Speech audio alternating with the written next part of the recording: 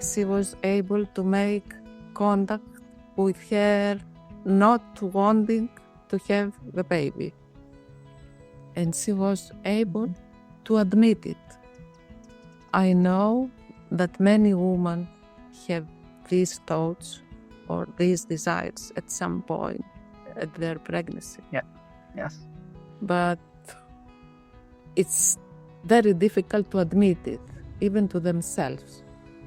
But for her, finding a place where she felt free to express herself and where she trusted me and she didn't feel criticized, and she also didn't feel that I was judging her.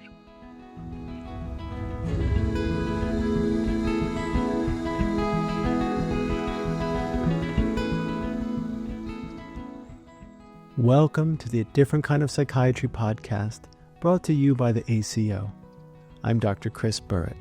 Each episode features a narrated article, case presentation, or interview or discussion with one or more of our doctors who practice a different kind of psychiatry. We are interested in your questions and comments, and I would love to hear your feedback. Send an email to aco@orgonomy.org.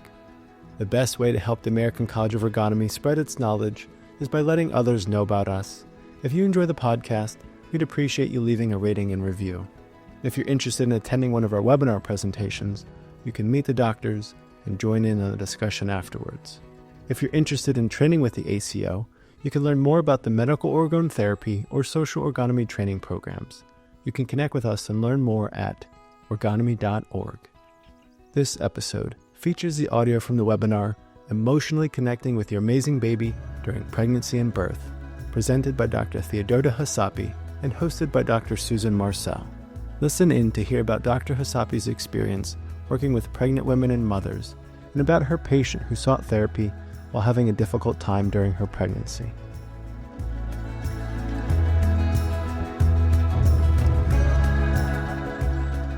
Hi, I'm Dr. Susan Marcel. Thank you for joining us today at the ACO's A Different Kind of Psychiatry case presentation webinar. And I'm very happy to introduce my friend and colleague, Dr. Theodota Chasapi, who will be presenting Emotionally Connecting with Your Amazing Baby During Pregnancy and Birth. So welcome, Dr. Chasapi. How are you? Hello, Dr. Marcel. Nice to be with you today. It's great to And be hello, here. everybody, to join with us today. Great. Dr. Chasapi is board certified by the Greek Board of Neurology and Psychiatry, and she is a clinical associate of the American College of Ergonomy. She maintains a private practice in Thessaloniki, Greece, and she lectures in Greece and the United States on perinatal care, natural childbirth, raising healthy children, love and work relationships, the physiology of newborn infants, and many other topics. So, Dr. Chasapi, why did you choose to present this topic? It's my strong belief that pregnancy and birth can be joyful and gratifying. Scientific research has proved that the 9 months in the womb shape the rest of our life. Therefore, it's crucial to recognize and promote the value of the well-being of the pregnant woman, and also the importance of the emotional contact between the mother and her baby, and also between the father, the baby, and the siblings, so that their love relationship can be enhanced. So when does that love relationship between the mother and the baby begin? From conception, my baby is a child of love, said a mother announcing her pregnancy during a session. It was conceived during a night of passion. So we always consider emotions, the love relationship of the couple. I am Greek, and I love Greek mythology. In my native language, we use the word eros for being in love, sexual love. In ancient mythology, Eros was a god that represented a primordial, creative, powerful force from where everything emerged. In ancient Greek mythology, in the beginning, it was night. And from the night emerged chaos and Eros. And the Eros mastered everything and made them unite, the living and the non-living. So from this union, the earth, the living things, and also the human beings were created. So when a woman has a child who is a child, the outcome of a relationship, and the pregnancy is desired, she can thoroughly, through the 9 months, enjoy her pregnancy. She is experiencing with excitation and amazement her baby developing in her body with a lot of joy. Both the mother and the child are excited and they attract each other and they interact with each other and they love each other. So it's very important, their love relationship. Yeah. Oh, wow. So what does a fetus feel? Oh, a lot of things. From the moment of conception, the mother's body is the fetus universe, cradled in a miniature of amniotic fluid. The developing child, the developing fetus, can feel the movement that the mother is doing, can experience the sounds of her body, the food that she eats, and most important of all, the feelings that she feels. Modern technology, observations of premature infants who survived early delivery, and also psychotherapy reveal their capacities, their behaviors, their facial expressions. Fetuses are conscious, they can learn, they remember, they dream, and most important of all, they have the capacity to love. Modern ultrasound documentation has showed expressions on their faces. They are content, they are annoyed, they feel pleasure, they feel pain, and also they reveal there are behaviors. They blink their eyes, they yawn, they smile, they suck their fingers, they have an erection, and there is a whole world that is revealed by modern science. By the 8th week, we can observe movements as a reaction to stimuli. The fetus expands or contracts as a reaction to stimulation. Also, they can, during the perinatal period, the impact of the environment will form a specific type of the reaction of the fetus to anxiety or to pleasure. The impact of the environment sometimes is causing traumatic experiences. And those traumatic experiences during gestation, birth, and just after birth, early infancy, although they cannot be remembered, they are locked inside us, not only in our memory, mind, but also in our physical structure. And they remain locked with long consequences to our health and to our well-being. So very early, like at the 8th month, the fetus is making movements, reaching out to the world, towards the uterine wall. They touch the uterine wall and then they curl their toes and fingers as a response. And it has been observed during twin pregnancies, by the 14 week, that a fetus can be withrolled at one side of the uterine, and the other one not only reaching out to the mother, but also to his twin sibling. So very early during gestation, each fetus has its own life, its own nature. And we can observe these behaviors, and there is a continuation from behaviors in the uterine and also after birth. So the fetuses can feel the mother's feelings, react to them. They respond to her excitation or to the excitation from the environment.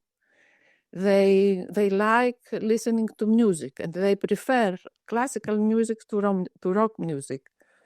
They can react by immobilization or by overactivity. And the mother is capable of understanding and feeling how her baby feels. And there is a constant interaction between them.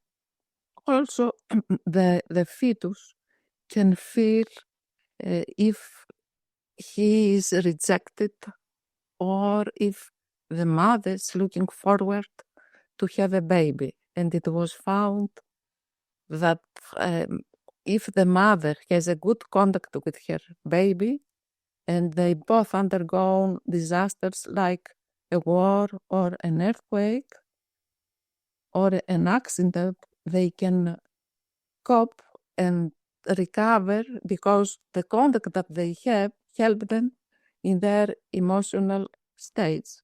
In contrast, fetuses that are rejected by their mother seem to have psychological problems during the rest of their lives. Wow. So have you ever treated a woman who didn't desire her baby? Yes, many times. Many times. It's very often for a woman to feel that way. It's for some period during her pregnancy. Mm-hmm. Wow. So I'm going to share with you Anna's story. Anna. Mm-hmm. Anna started medical organ therapy in her early 20s because of anxiety attacks and difficulty in speaking up and asserting herself. At that time, she had just received her college degree, and he had started a love relationship with a man she called hot-tempered.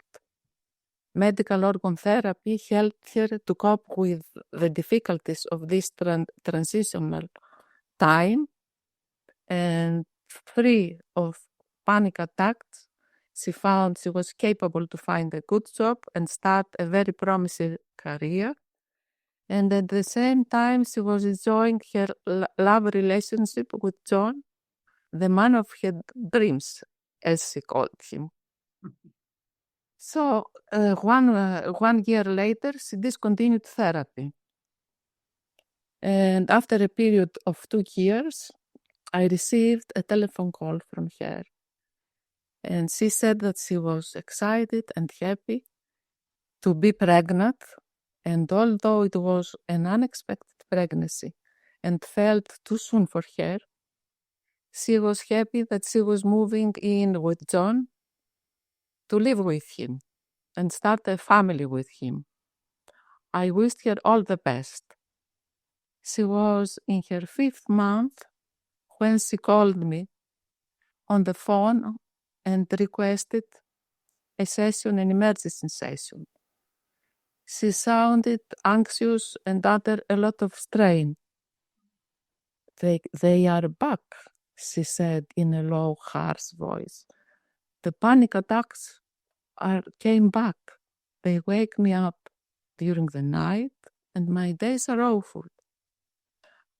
I spent most of my time in bed, feeling nauseous and dizzy. So next day she was entering my office. I was shocked by her looks. Anna was not anymore the pretty, lively woman I knew. She was in a very bad shape. She looked exhausted, pale, with dark circles around her eyes. She was dressed with a gym outfit, and her movements were very slow, and her eyes were dull, and she looked confused and disoriented. She whispered a greeting, looked around as if she didn't know where to go, and I had to guide her to the treatment room. She lay on the couch, and her body was immobilized. Her fists were clenched, her mouth was tight, and her breathing was very shallow. Her eyes looked confused and fearful. Tears were running down her cheeks. I put my chair close to her, and I gently touched her forehead. And I asked her to breathe deeply and let go. She took a deep breath and started crying. And with each breath, the crying became louder and louder. She was crying in fear. Strong convulsions were spread from the upper part of her body down to her feet. Now she was sobbing. She was sobbing in desperation and helplessness. And these expressions of fear, desperation, and helplessness lasted for a while. And after that, she felt some relief, and her breathing was better. Then she took a deep breath, raised her hands up, and started praying. Oh, my Lord, take my baby in your hands. Holy Mary, please, I beg you, you are the Mother of Jesus Christ. You care and love for all children of the world. Please take in your arms my baby. And she was praying and crying and praying and crying, and this alternated for several times. By the end of the session, she felt relief. And she said that she was feeling better, asked for another session in 2 days, and then she left. Wow, what a highly charged session that you got through. You know. Yes. So what happened next? She came for her next session, and this time, when she entered my treatment room, she was anxious, agitated. Her hands were trembling. She was shaking, and also her lips were shaking. And she hurried up to the treatment room. She lay on the couch, and she started breathing. And it was almost the same session. She was praying to the Lord to take her child, and she was crying in desperation and helplessness and sadness. And after she had expressed all these feelings by the end of the session, she felt relieved, and her breathing was better. She looked at me, and her eyes were sunk. So she asked for another session in a week, and as soon as she stood up to leave the treatment room, she grabbed my hands, looked me in the eyes, and said in a firm, loud voice, "I don't want this child," and she rushed to leave. Wow. So that was her second session. Right. She was able to express her feelings, Yes. and then she was able to make contact with her not wanting to have the baby. And she was able to admit it. I know that many women have these thoughts or these desires at some point at their pregnancy. Yeah. Yes. But it's very difficult to admit it, even to themselves. But for her, finding a place where she felt free to express herself and where she trusted me, and she didn't feel criticized, and she also didn't feel that I was judging her. So she felt comfortable to express it. Yeah. I admire her courage for her to be able to admit that outwardly. She clearly trusted you. Yes. Yeah. So then what happened next? So when she came for her next session, she entered my office and I noticed that she had put some makeup on her. And she walked in a decisive, firm stride. And she headed up to the treatment room.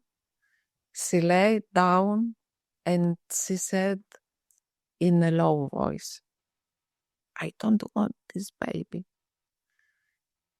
I asked her to say it louder, to take a deep breath and start expressing this. So she started saying, "I don't want this baby," with many different expressions. I don't want this baby in desperation, in fear, in helplessness, in begging the Lord to take her baby. And in a while, her voice turned to be angry. She was so angry to express, "I don't want this baby," so that she hit and kicked the couch again and again, and her voice was up on her lungs, and the room was filled with her rage. And by expressing all these emotions, she felt relieved, and her breathing was going through to her pelvis, and she felt relaxed and confident that she was able to express whatever she was feeling at that moment. So she took some deep breaths, and suddenly she stopped. She looked at me in surprise, and with excitement she said, "It's moving, it's moving, my baby is moving, I can feel it. It's like a quivering, a butterfly." And she was all excited to feel it. She touched her belly and she said, here again, I can feel it. Is moving. My baby is moving." "Well, your baby is greeting you. He says, 'Hello, Mom.'" I said her with an emphasis. She looked at me, surprised, amazed, with awe, and realizing that her baby was reaching up to her, she started talking to him. She touched her belly, and she responded with loving words. "Oh, my sweetheart, my wonderful butterfly, my beloved baby." And as long as she was keeping breathing deeply and making emotional contact with her baby, I took some deep breaths with her. I was feeling relieved. I was feeling that it was a magical moment for her and me, and I was thrilled to see that she was connected with her baby. And that was a wonderful, wonderful moment. Yeah, it's a magical moment, you know? Yes. Yeah. And for you, what you felt. I felt thrilled. I felt satisfied, and I knew that this is going to be a turning point in her life, and also a huge change in her therapy. And I was very, very satisfied. Mm-hmm. So she left with a smile in her face. Her face was red, her eyes were bright, and she was lively when she left. Yeah. And what happened?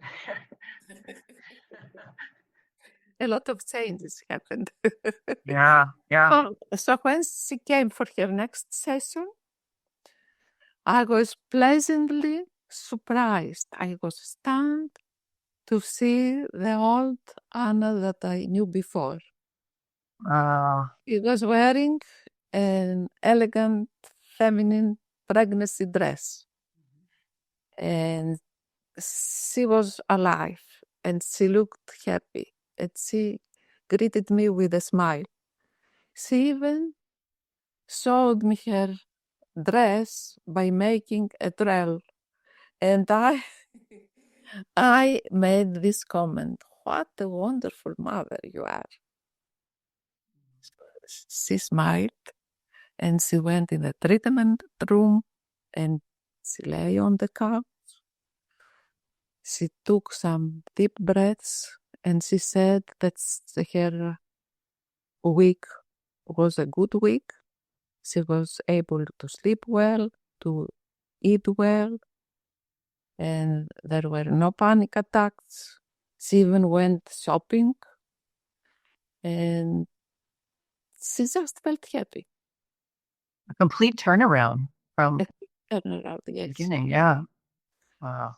And then she said that the moment that I felt my baby moving,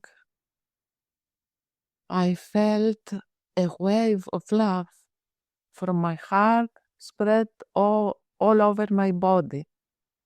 And when you said that your baby is greeting you, "Hello, Mom," I felt, oh, I am his mom, and he is my baby, and that's wonderful. It's so wonderful to be a mom, to love, to care for the baby, to be happy, to enjoy pregnancy, to enjoy the baby. And she was smiling, and she was laughing, and she really felt happy. Then she put her hands on her belly and said, "Sometimes I feel like there is a stove in my baby, in my belly that radiates warmth and love and strength. And at that time, I feel strong enough to cope with the troubles, with difficulties in my life." Ready to talk, I teased her because she was aware that, about her difficulty to speak up and to talk. Sure. And she nodded yes. And she started telling me about her recent life. So in the beginning, she was happy to move in with John, and they were both working and decorating their nest, as they called it, their home, to welcome their baby. And she stopped working because she had to drive 2 hours every day back and forth for her job. And there were also night shifts. So she preferred to stay home because she also had, she was feeling nauseous at times. So she decided to stay home and relax and enjoy her pregnancy.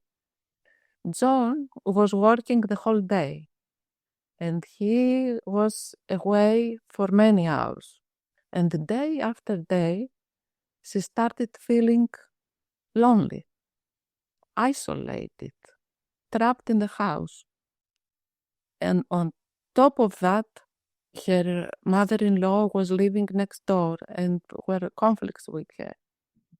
So she was missing her job, her friends, her social life. She's an outgoing person, and she loves to go to parties, to concerts, to meet with friends. And she didn't have all these outlets. So she felt isolated and trapped.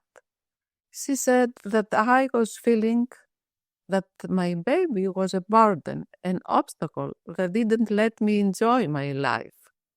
But I didn't know what to do. So I felt trapped. Now, she said, my baby is giving me the strength at least to talk to you, she said. And I asked her, did you talk to John about all these feelings? She said, no, but I'm going to. I'm certain that we'll sort things out. And she touched her belly and she said, now we are the two of us.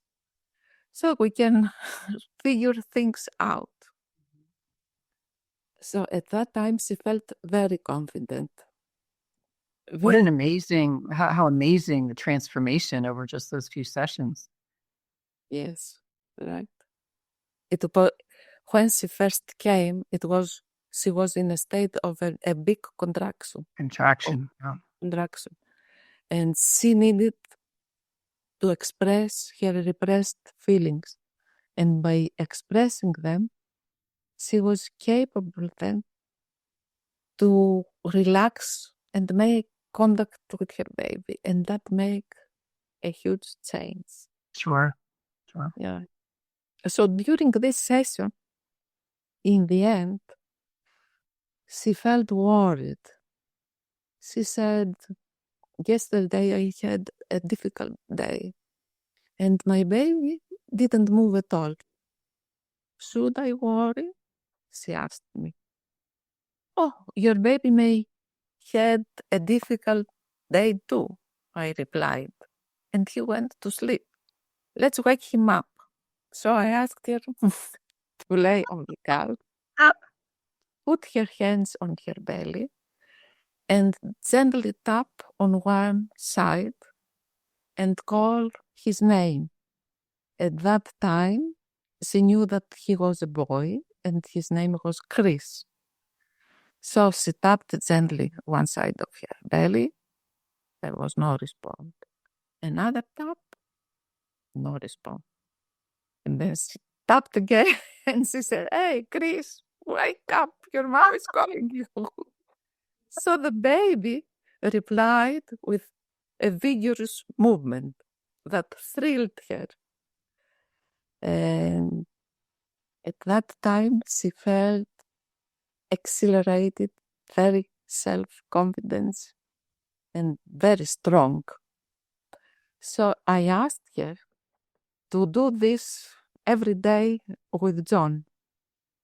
So John and Anna could tap the belly and call their baby.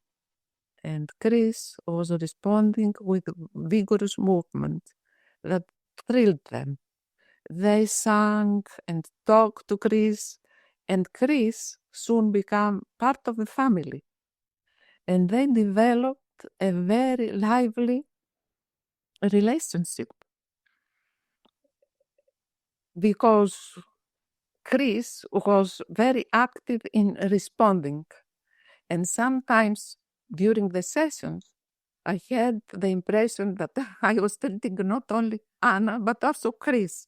Oh. Because, for example, one time she said, yesterday we went to a concert and I didn't like it because the music was very loud. But John enjoyed it. And I think that Chris liked it. And I think that he was also dancing with the music. But I'm not so sure. Then Chris kicked her belly and she said, oh, he liked it. He's telling me that he liked it. So it was amazing because In another session, she may say, oh, here is a kick. Chris is reminding me that I need to tell you that. And all these kind of interactions. So Anna and Chris had a very active, alive relationship. They were living all the time together, loving each other, responding to each other, reacting to each other.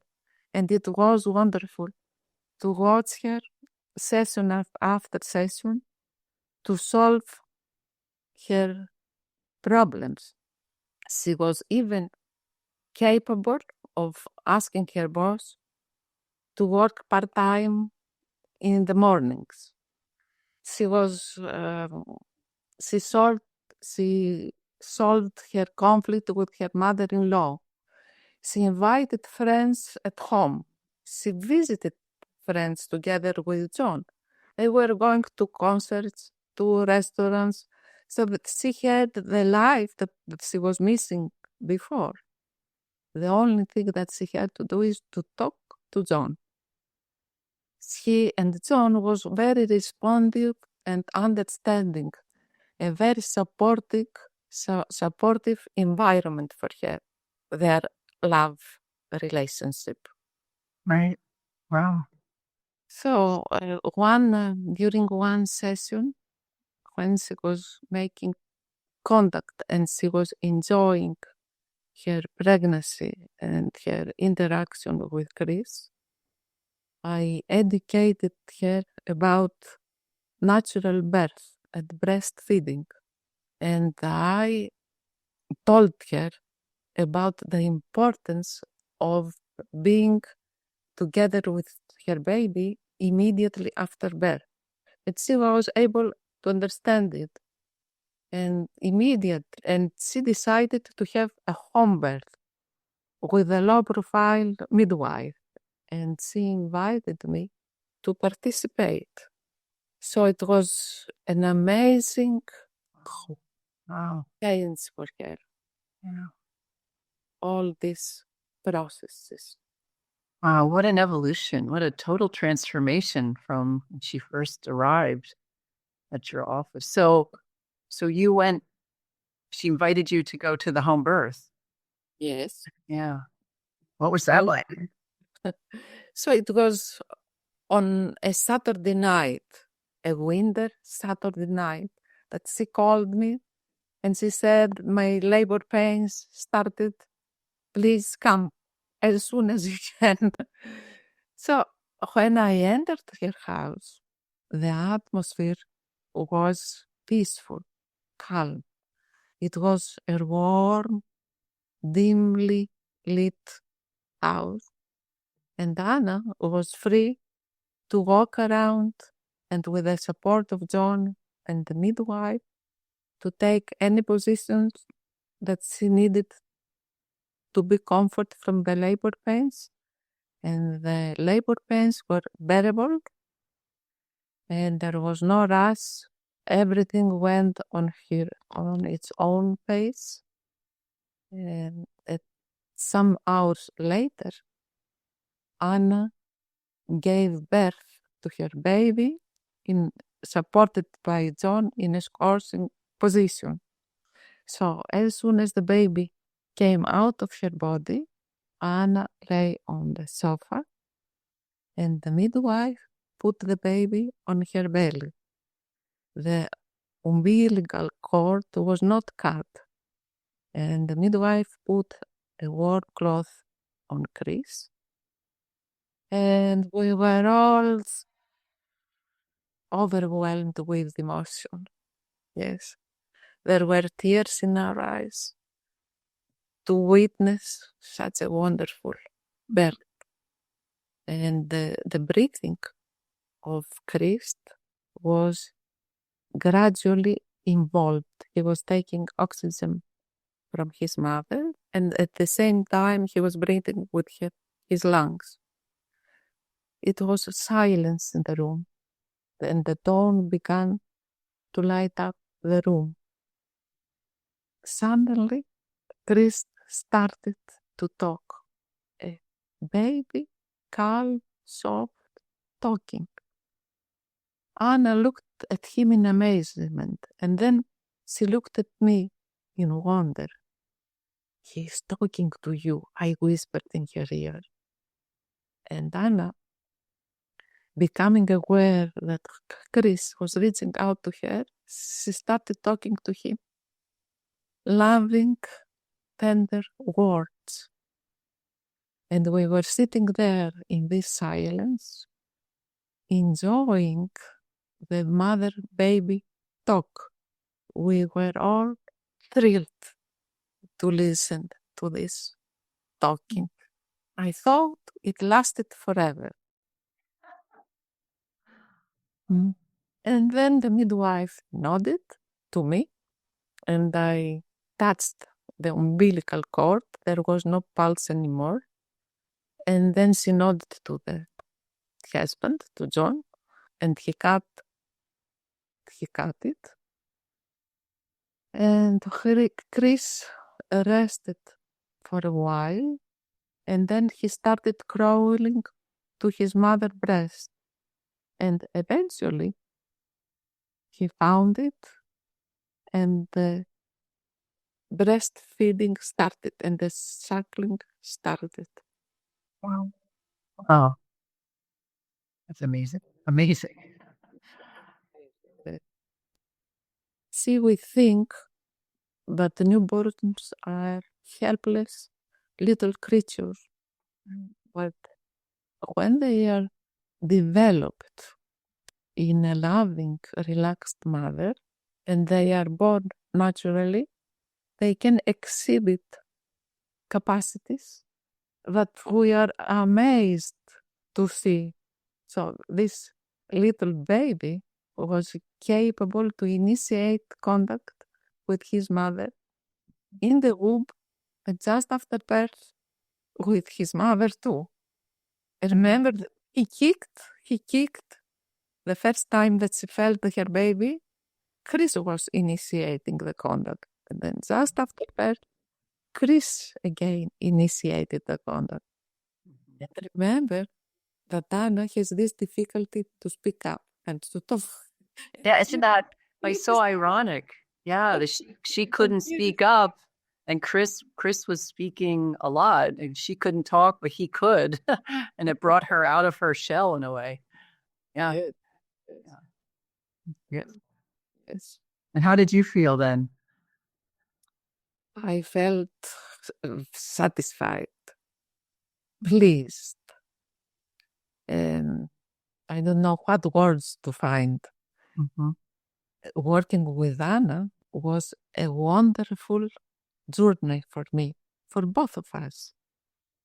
I admired her liveliness, her capacity to make contact, her capacity to express her feelings. And it was wonderful to watch her solve all her problems, and from a helpless, desperate mother who didn't want her child to be a wonderful mother who was enjoying not only her pregnancy, but also her newly born Chris.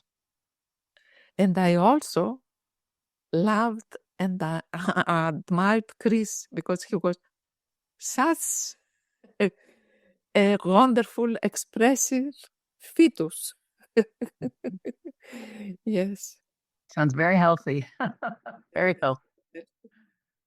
So is there anything else you want to share? We do have a couple questions. So anything else you want to share? I want to say a few more things.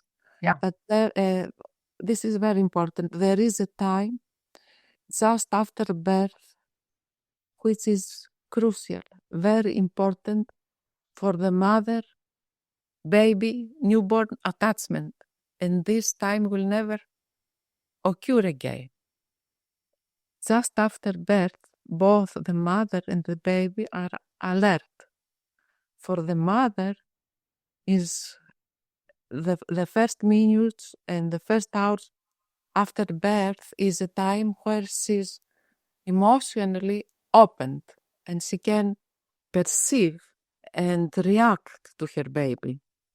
And the newborn baby is at a stage of a high, he's very perceptive.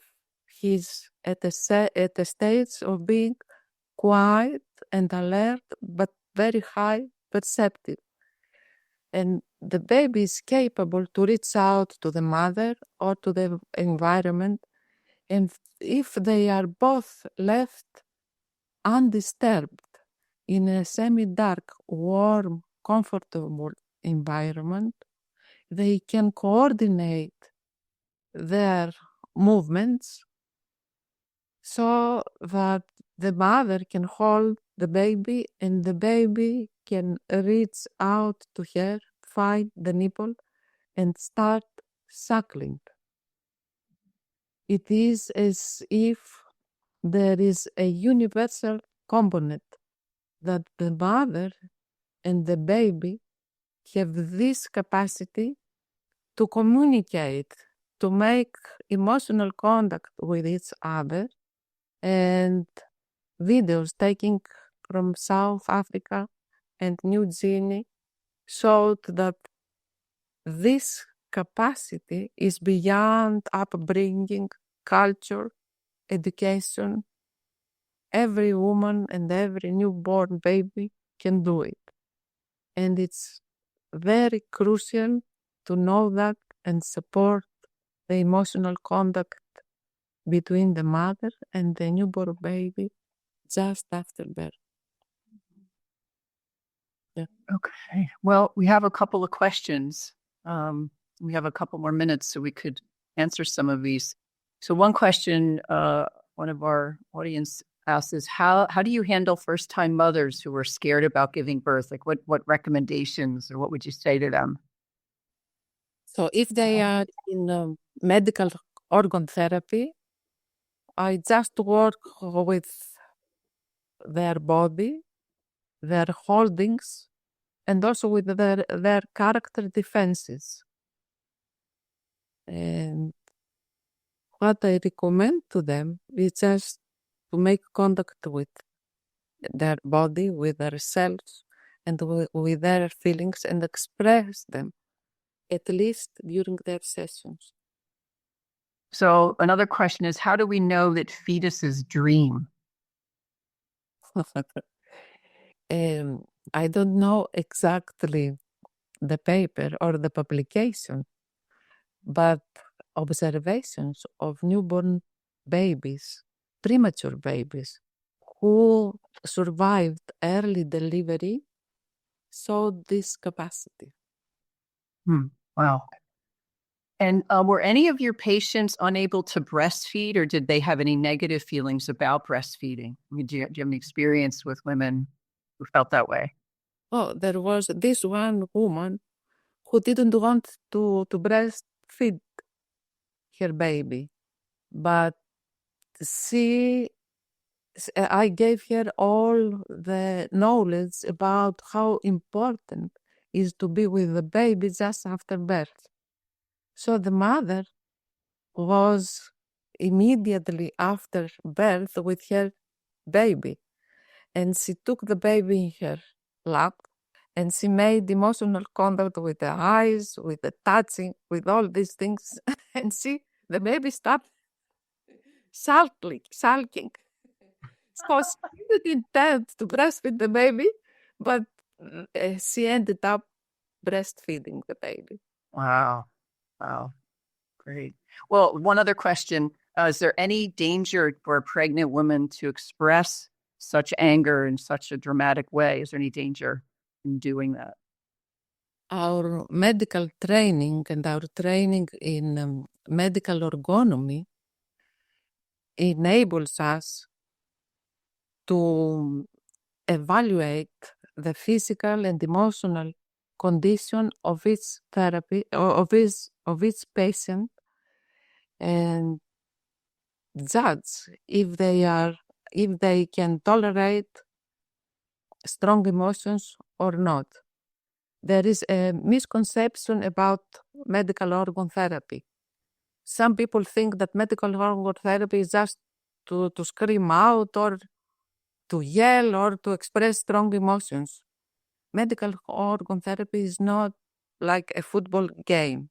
It's a place where the patient is making contact with the therapist, with himself, and expresses the feelings with conduct and to the point that they are capable of tolerating them.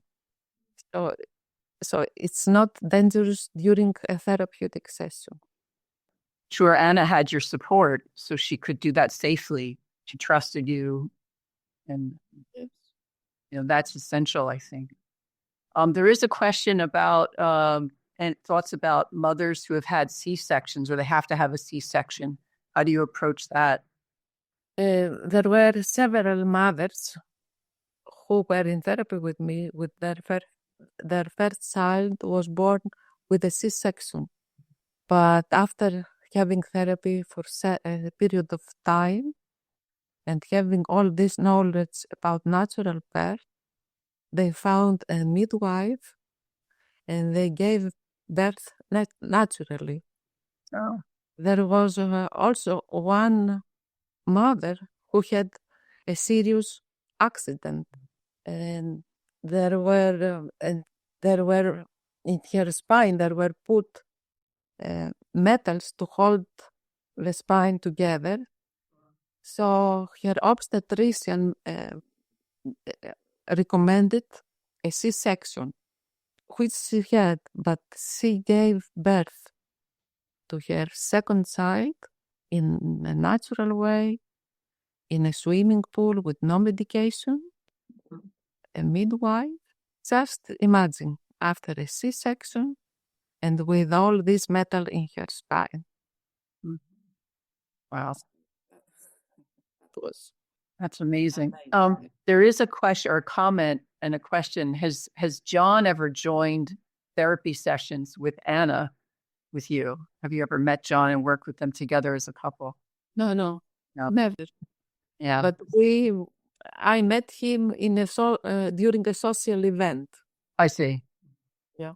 Okay. All right. Good. And there's a question about books or resources that women could reach out and learn more about this that you might recommend. Yes, there are so many. Any So I don't know if I can recommend some books through the college to any woman who is interested. Right. So they could reach out to the college and we could maybe guide them on a one-to-one basis, depending on, what people are needing or wanting. So anything else, Dr. Chasapi? I mean, is this a good place to wrap up, or is there anything else you want to add? Oh, yes, I can. I need to add this, that the emotional life of a human being starts at conception, develops during gestation, and evolves just after birth. It's very crucial to support the emotional contact between the fetus and the mother, the baby and the father. And it seems this emotional connection to be essential for the future fate of the child. It seems to be the core of his emotional and physical growth. Yeah. Yeah, I'm reminded of a quote that therapy is not the answer to human problems, prevention is. And I would suggest that your work with Anna, John, and Chris, you help prevent trauma and change the course of all of their lives. Yes. So, and I feel proud and satisfied that I contributed to their happiness. Well, I want to thank you so much for joining us today, and thanks for all the work that you do with all the women. They're very lucky to have you. Thank you, Dr. Marcel. You are welcome. It's a pleasure to be with you. So we're going to wrap here, and I want to thank all of you for watching and participating and all the great questions. And I guess I would like to thank the donors, the ACO donors, because without your help, this wouldn't be possible. So we're very much indebted to you all. So thank you for your support.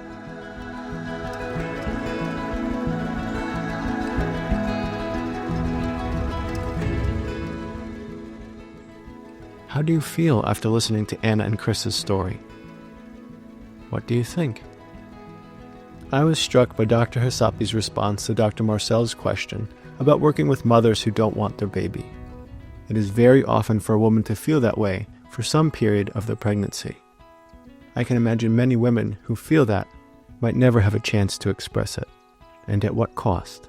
They might feel ashamed or jump to conclusions about having that feeling, rather than having the opportunity to feel it, express it, and work through it like Dr. Chasapi's patient Anna. The best way to help the ACO spread its knowledge is by letting others know about us. I hope you share this podcast with your friends and family and let them know about our work. You can connect with us at orgonomy.org. I'm Dr. Chris Burrett. Thank you for listening to the Different Kind of Psychiatry podcast brought to you by the ACO. Since 1968, the psychiatrists affiliated with the American College of Ergonomy have been helping patients discover greater satisfaction, health, and overall well-being in their lives. Whether patients suffer with mental illness, struggle with addiction, or feel unsatisfied with their work lives or relationships, medical orgone therapy as practiced by the physicians at the ACO offers a way forward, often without the use of medication.